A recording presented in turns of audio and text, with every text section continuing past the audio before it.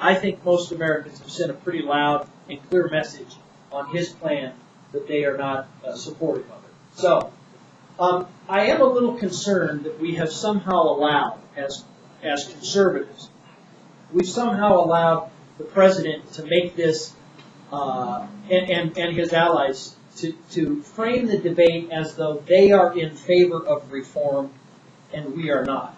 I'm very much in favor of reform. I believe in tort reform. I believe that we ought to have free market reforms in healthcare. The current system isn't good enough. We can do better than that. But we aren't doing a good job of getting that message out that there are other things that we would support. And I want to just talk a moment about those. First and foremost, transparency in healthcare.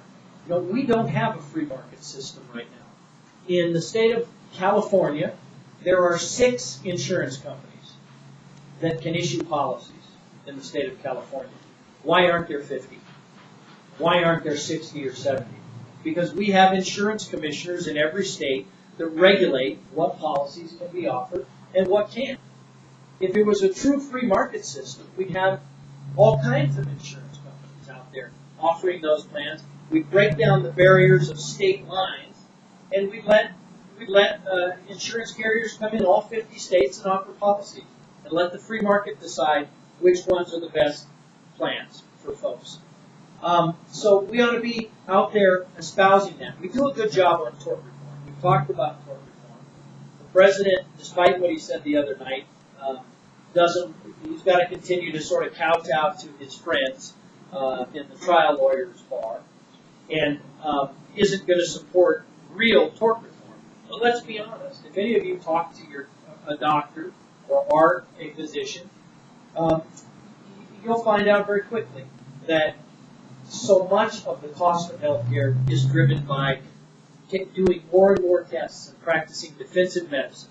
I have a friend who's a doctor, and he said, look, I have people come in all the time. I know what's wrong with them. I do one test, and I know precisely what the diagnosis is. But I do 3 or 4 other tests just to make sure that their lawyer doesn't come after me if I happened in a 1 in a million case to miss that diagnosis. So that drives up costs. That just means the cost of care is at least 5 times greater, and maybe more, because of a lack of tort reform in America. Another issue, and this I'll give you a great example of this, but transparency in healthcare. Most of us are on a standard health insurance policy and have absolutely no idea what it costs when you go to the doctor. Not even a clue. I have a friend he's on a health savings account as well, and his doctors told him he needed to go have a test done, a procedure done actually. So he called a couple of places, and because he's paying for it, right, coming out of his HSA, his health savings account. So he called one of our hospitals here, and they told him that they would do the procedure for $7,000. He called the other hospital and talked to them, and it was $4,300 at that hospital. Then he called a couple of physicians who have a surgical center and found out they would do it for just over $2,100. So you have a difference of about $5,000, between $7,000 and $2,000, right? Now, how many of us would take the time to do that? We would go to the closest place, probably.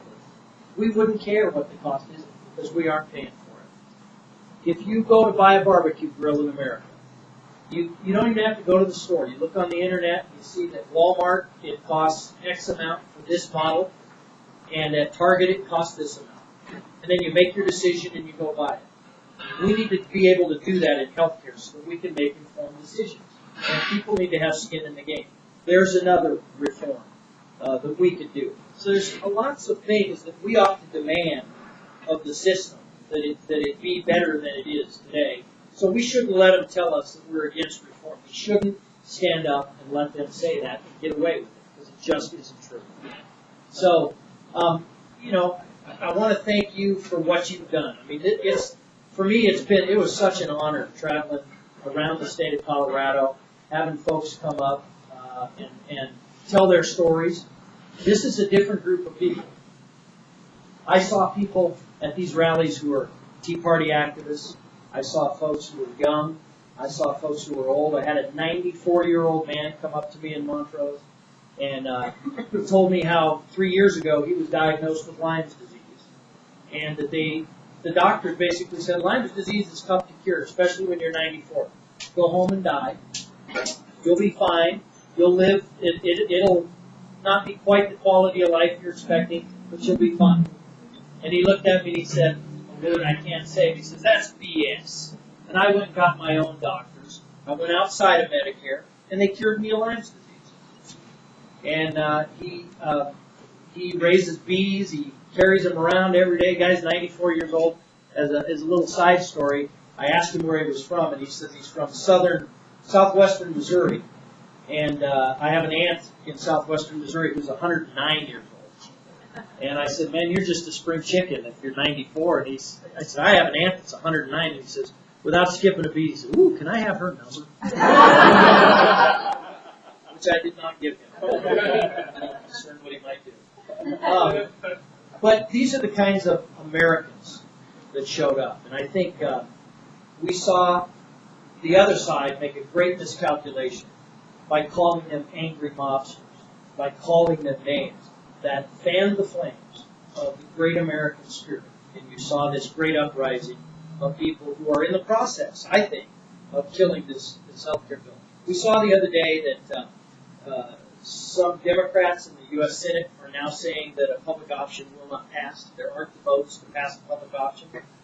You saw Max Baucus, Senator Baucus, who's the chairman of the committee that has to write the bill, standing there by himself 2 days ago, putting forward the Democrat proposal on health care by himself, because the left of his party is upset that it doesn't go far enough, and Republicans don't want any piece of it.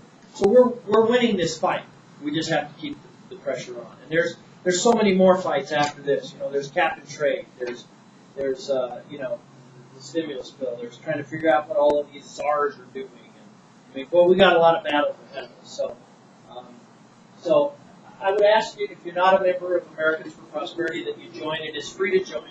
What we're trying to build with Americans for Prosperity is the same kind of army that the left has built. Only we're going to do it legally.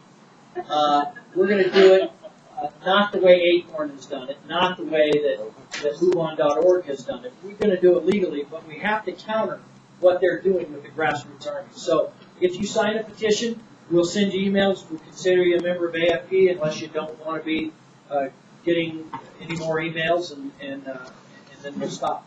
So I'd love to have you get involved there. We don't just do national issues, by the way. We are also going to do issues here in Colorado. We're going to be very active on free market, free enterprise things up at the Capitol next year. And here in Colorado Springs, we are going to be very heavily involved over the next several weeks on the tax increase that the City Council has proposed. We're going to oppose that 200% property tax hike. We're going to be doing a lot of those sorts of things. So I hope that you'll join with AFP and become involved in the fight. So I'm just going to stop there and start taking questions. And again, I need to go off to a board meeting, but I'll answer as many as I can, and then I want to leave some time for Dale to kind of tell you his story too. Michael, just two questions that I want you to touch on. Yeah. We touched on the code.